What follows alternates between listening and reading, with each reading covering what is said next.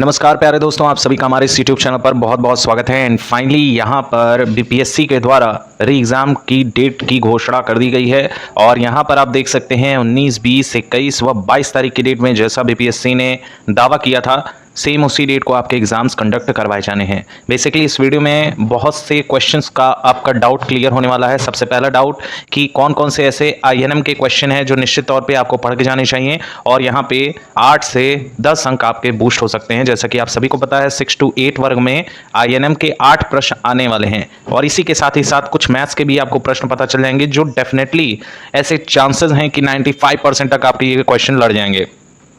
तो यहाँ पर वीडियो काफ़ी ज़्यादा इंपॉर्टेंट रहने वाली है उन कैंडिडेट के लिए जो वास्तव में शिक्षक बनना चाहते हैं, बीपीएससी में चयन लेना चाहते हैं। जैसा कि अगर एग्जाम शेड्यूल पे थोड़ी देर हम अगर परिचर्चा कर लें तो 19 तारीख की डेट में सारे विषय जो 6 to 8 वर्ग के हैं उनका यहाँ सभी विषय आप यहाँ पर भी देख सकते हैं 6 to 8 के सभी विषयों का एग्जाम कंडक्ट हो जाएगा, यानी कि सिंगल शिफ्ट में पेपर कंडक्ट करवाया जाएगा जैसा कि पिछली बार कंडक्ट करवाया गया था।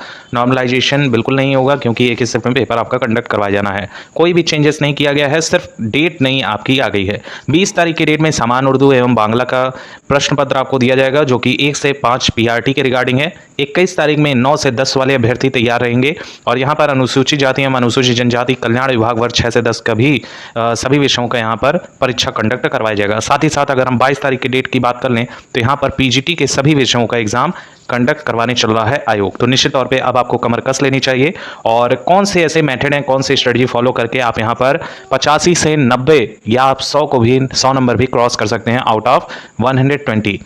देखिए यहाँ पर बेस्ट स्ट्रेटजी आपको शेयर करने जा रहे हैं हम, एंड अगर आप फॉलो कर लेते हैं निश्चित तौर पे आपके पास दिनों की संख्या बहुत कम बची है, 20 से 21 दिन ही बचे हैं। और फाइनल के 2 दिन अगर हम बात करें तो उस दिन आप अपना जो है सेंटर देखेंगे और वहाँ जाकर होटल वगैरह बुक करेंगे, फिर रहेंगे। तो वो 2 दिन आप हटा दीजिएगा क्योंकि उसमें कोई प्रिपरेशन खास हो नहीं पाती है, सिर्फ कुछ रिवीजन हो सकते हैं आपके। तो ओवरऑल अगर देखा जाए तो 20 ही दिन ऐसे बचे हैं जिसमें आप जी जान लगा सकते हैं और ये 20 दिन आपके फ्यूचर डिसाइड कर देगा। और निश्चित तौर पे जो इस बार टीआरई 3.0 में पार्टिसिपेट करने वाले हैं ऐसे सभी शिक्षकों को हमारे चैनल की तरफ से सैल्यूट है। वास्तव में ये ऐसी भर्ती होने वाली है जो एक अलग लेवल की आपको हैप्पीनेस देगी क्योंकि इस बार सीट भी कम है। रिजर्व कैटेगरी का जो कोटा है पटना हाईकोर्ट के द्वारा रद्द किया गया है, अभी तक इस पर कोई भी इंप्लीमेंटेशन बीपीएससी के द्वारा देखने को नहीं मिला है। सीटों की संख्या कम है, अब देखना बाकी है कि क्या वास्तव में बीपीएससी इन चीज़ों को लेकर सीरियस है। पटना हाईकोर्ट का जो ऑर्डर आया है क्या उसमें चेंजेस देखने को मिल सकते हैं। अभी फिलहाल उस चीज़ को साइड में रखते हैं। हम इस वीडियो में सभी वर्ग के सभी विषयों के यहाँ कट ऑफ पर डिस्कशन कर लेंगे।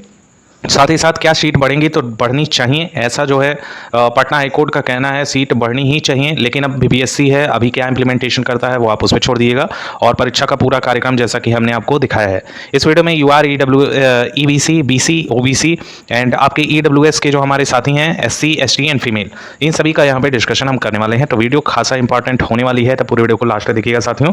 एंड यहाँ री एग्जाम का बहुत बड़ा इफेक्ट आपको देखने को मिलने वाला है। 0% यहाँ पर पेपर लीक व नकल की संभावना अब आपको देखने को मिलेगी।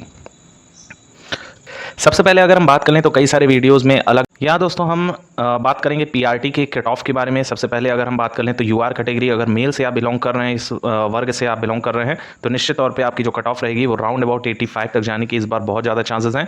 एंड फीमेल वर्ग से अगर आप बिलोंग कर रहे हैं एंड पीआरटी का पेपर आप देने जा रहे हैं तो 80 से 82 अंक तक भी आपके जा सकते हैं, क्योंकि पिछली बार अगर देखा जाए तो 1000 के अप्रॉक्स यूआर कैटेगरी का सीट फिक्स किया गया था। मेल और फीमेल दोनों का लगभग सेम ही था, उसकी कट ऑफ 95 गई थी। लेकिन इस बार सीट में बढ़ोतरी देखने को मिली है, लगभग 3000 सीट हैं और आपकी जो कट ऑफ रहेगी वो लगभग इसी के दायरे में रहेगी। आपको मेंटालिटी सेट करके जाना है कि 90 तक आप स्कोर कर लें, लेकिन पेपर का लेवल अगर हाई रहता है तो कट ऑफ और भी कम जाएगी। लेकिन एक मानक है, एक्सपर्ट्स के द्वारा भी ये बताया जा रहा है कि लगभग इतनी कट ऑफ आपकी देखने को मिलेगी। ईडब्ल्यूएस वर्ग के जो हमारे साथी हैं इनकी कट ऑफ लगभग जो फ्लक्चुएट करेगी वो 80 मार्क्स तक देखने को मिलेगा। ईबीसी की अगर हम बात करें तो ईबीसी का भी लगभग 78 से लेकर 80 तक, और बीसी की अगर हम बात करें तो इनकी भी कट ऑफ लगभग 77 से लेकर 79 तक आपको देखने को मिलेगी। एससी कैटेगरी के साथ ही जिनके भी 70 से लेकर 72 तक बनेंगे पीआरटी में वो अपने आप को सिक्योर मानेंगे। एंड एसटी की अगर हम बात कर लें तो 65 से लेकर 70 तक आपकी स्कोरिंग एक बेस्ट मानक स्कोर माना जा सकता है। बाकी आप महिला वर्ग से बिलोंग कर रहे हैं तो आपको जैसा बताया कि 80 अंक तक आपके बेस्ट स्कोर रहने वाले हैं। अब साथियों हम बात कर लेते हैं कि अगर आप बिलोंग कर रहे हैं 6 to 8 वर्ग से तो आपकी कट ऑफ क्या रहेगी। इसमें कई सारे विषय हैं, जैसा कि आप सभी लोग जान रहे हैं। अगर गणित एवं विज्ञान से हैं तो पिछली बार की अगर हम कट ऑफ पे चर्चा करें तो महिलाओं की 69 के अप्रॉक्स कट ऑफ गई थी, वहीं मेल की अगर बात करें तो 80 मार्क्स तक कट ऑफ गई थी। लेकिन सीटों की संख्या अगर देखें तो काफ़ी कहेंगे लगभग लगभग थोड़ी बहुत अप्स एंड डाउन इसमें देखने को मिल रहे हैं। और इस बार सीट काफ़ी कम है, जहां पिछली बार जो सीटों की संख्या है वो लगभग 1400 से लेकर शायद 1600 के अप्रॉक्स रही थी और उसकी कट ऑफ 82 अंक तक गई थी। लेकिन पेपर का अगर स्तर देखें तो वाकई बहुत कम था। अगर वास्तव में अगर TRE 3 से हम कंपेयर करते हैं तो निश्चित तौर पे पेपर का लेवल बहुत आसान था और TRE 3 का जो पेपर था वो वास्तव में बहुत हाई था। यानी कि अगर गणित एवं विज्ञान से आपने पेपर दिया था, 75 अंक भी आपके आ रहे थे तो आप 100% यहाँ सेलेक्ट हो जाते। इस बार की अगर हम कट ऑफ की बात करें तो ये आंकड़ा आपको 80 तक टच होता हुआ दिखाई दे सकता है। UR मेल की और फीमेल के वर्ग की जो भी महिलाएं हैं 75 तक अपना स्कोरिंग बना के रखेंगी। इससे अप ही जाने की आप लोग कोशिश करिएगा। EWS की अगर हम बात करें तो EWS के जो भी हमारे साथी हैं वो अपना 78 तक अपनी मार्किंग रखेंगे। एंड यहाँ BC की अगर हम बात करें तो BC का ये जाएगा 73 अंक तक और EBC की अगर हम बात करें तो ये आपका 72 अंक तक जाने के चांसेस हैं। ST कैटेगरी से आप बिलोंग कर रहे हैं साथियों, आपके स्कोरिंग यहाँ 65 तक अच्छे माने जा सकते हैं और STC अगर बात बिलोंग कर रहे हैं तो 60 अंक तक गुड स्कोरिंग रहेगी। ये हो गई बात आपके गणित एवं विज्ञान वर्ग की। सामाजिक में काफ़ी ज़्यादा यहाँ पे कंपटीशन है। 500 के अप्रॉक्स वैकेंसी जारी की गई है। निश्चित तौर पे अगर पटना हाईकोर्ट का यहाँ पे इम्प्लीमेंटेशन किया जाता है तो 700 के अप्रॉक्स आपकी वैकेंसी हो जाएगी। फिलहाल जो भी माहौल बन रहा है उसके रिगार्डिंग यहाँ पर हम बात करने वाले हैं। सामाजिक अध्ययन में UR कैटेगरी मेल से अगर आप बिलोंग कर रहे हैं साथियों, आप अपनी स्कोरिंग लगभग सबसे ज़्यादा यहीं कट ऑफ आपकी बनेगी। निश्चित तौर पे हर बार देखने को मिला है और इसी वर्ग में PCS लेवल की तैयारी करने वाले भी अभ्यर्थियों ने पार्टिसिपेट किया है। UR मेल से आप बिलोंग कर रहे हैं, यहाँ पर आपके निश्चित तौर पे 87 तक आप अपने स्कोरिंग को लेकर चलिएगा। ये कट ऑफ अब भी जा सकती है, हम पहले ही आपको ये चेतावनी दे रहे हैं। फीमेल की अगर बात करें तो 80 नंबर तक आप लोगों की कट ऑफ जाएगी। EBC की अगर हम बात करें तो EBC में लगभग ये आंकड़ा आपको 80 तक देखने को मिलेगा। BC की अगर बात करें तो 78 तक आपको देखने को मिलेगा। EWS वर्ग की अगर हम बात करें तो यही आंकड़ा आपको 78 तक देखने को मिलेगा। एंड ST से आप बिलोंग कर रहे हैं लगभग 75 अंक। एंड ये SC कैटेगरी है 75 अंक। एंड ST की अगर हम बात करें साथियों तो यहाँ पे आपकी जो स्कोरिंग रहनी चाहिए वो लगभग 68 अंक तक आपको स्कोर करना ही करना चाहिए। बाकी नेक्स्ट की अगर हम बात कर लें जो कि हिंदी वर्ग से हमारे साथी हैं, UR से हिंदी की भी कट ऑफ थोड़ी सी आपको देखने को मिलेगी। UR मेल से आप बिलोंग कर रहे हैं, लगभग आपकी स्कोरिंग 82 तक होनी चाहिए, एक अच्छा आंकड़ा माना जा सकता है।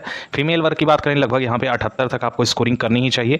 एंड बाकी EBC से आप बिलोंग कर रहे हैं, EBC या BC से बिलोंग कर रहे हैं तो लगभग 1-2 अंक का ही फासला रहता है। आप दोनों की कट ऑफ लगभग यहाँ पे फ्लक्चुएट करेगी तो 78 तक ही देखने को मिलेगी। SC कैटेगरी से अगर आप बिलोंग कर रहे हैं तो लगभग ये आंकड़ा 72 तक देखने को मिलेगा। एंड ST की बात करें तो 68 तक आपकी मानक स्कोरिंग मानी जा सकती है।